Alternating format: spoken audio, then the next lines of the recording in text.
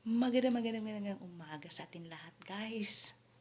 Happy weekend! Kaya oras na naman tayo para magwasing sa sahig. Pero bago pa man ako magwasing magsahig, ay nililigpit ko muna ang mga kalat-kalat dahil syempre, pagdating ng mga amo natin, yung kanilang mga sapatos, mga tsinelas, kailangan nating iligpit pa.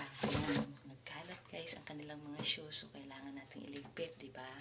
So ngayon, bago tayo mag-start ng washing para walang sagabal sa ibaba.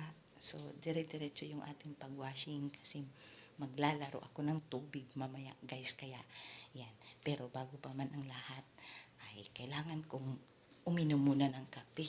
Alam naman ninyo, coffee is life talaga. Kaya kailangan kong magkape. Yan, magtimpla muna ako kape, guys, kasi yan. Tapos,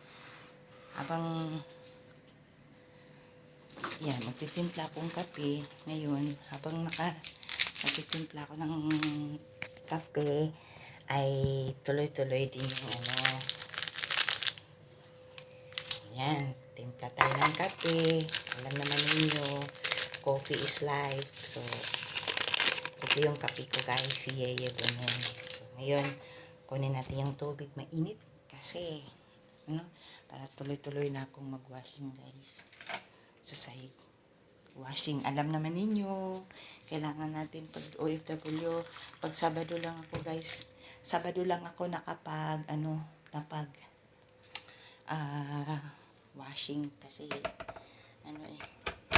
nagmamap din ako araw-araw, pero yung iwawash ko yung sahig Saturday kasi walang pasok ang mga alaga ko. Kaya, ganyan ang ginagawa ko. Kaya, busy-busy tayo ngayon, di ba? Ganyan na lang buhay natin, OFW. Kailangan busy-busy yan pag Saturday kasi yun lang naman ang bawi ng yung makatuloy-tuloy ko ng gawain dahil walang pasok. So, ito. Ayan. Ang aking kutsara ay chopstick na napakahaba. Yan ang ginagamit kong kutsara. Mahabang chopstick kapag ako'y nagkape. Yan ang panghalo ko. Yan, ganyan. Magkano si JSM din. Yan.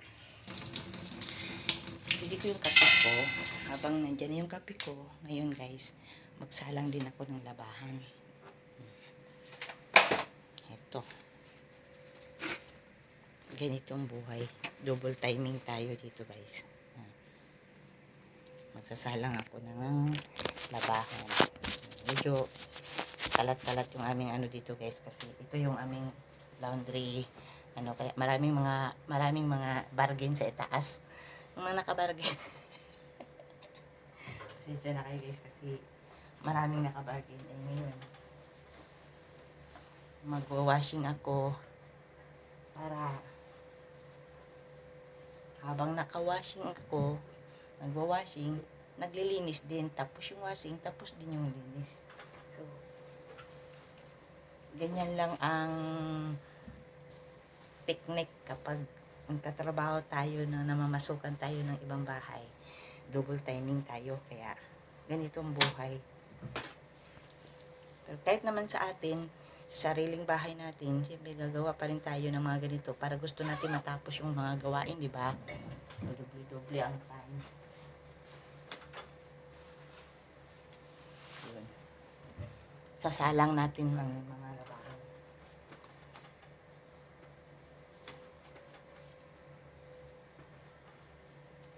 Ganyan ang buhay.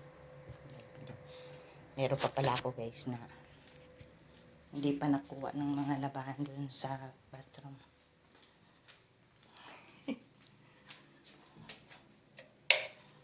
Medyo madilim. So, kumuha ko ng labahan. May labahan pa kami sa bathroom.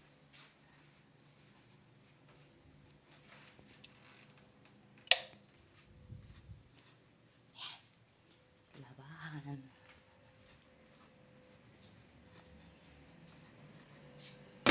So, kailangan yan.